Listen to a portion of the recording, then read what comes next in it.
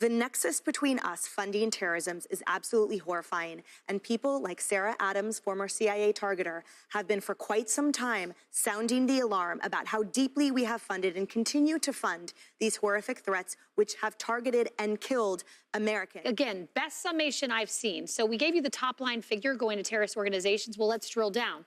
Senator Cotton warning about money to Hamas, Syrian national charged with diverting millions to al-Nusra Front, terrorism. The list goes on. The Wuhan Institute of Virology. What is the problem with ending this? So we know we full-blown under the prior administration fly cash to the tune of $43 to $87 million per week to Kabul. We also pay the Taliban's political overhead funding, $10 million a month, dropped off to Qatar. These expenses are funding, again, the terrorism that comes full-throated back to American soil in the formerly porous southern border, and it absolutely threatens Americans' lives.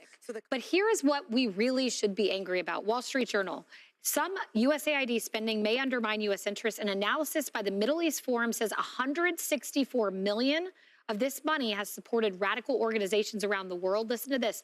$122 million of that aid was going to groups aligned with foreign terrorist organizations. Protest that. Well, every income of this government comes from us, from their salaries. So the notion of the downright shock and horror at the concept of cleaning house and ensuring your tax dollars are being stewarded wisely for goals of the American institutions, for our republic, but also for the betterment of Americans, this apoplectic response is so hilarious to me because it shows you that all they care about is the control and the comfort, the sedation of having a certain amount of money just automatically deposited in and not having any idea where the origin comes from. And I hope this stays through the midterms again. Keep it up, because we need to understand how deeply people like Elon Musk and President Trump have Americans' interests and safety in mind.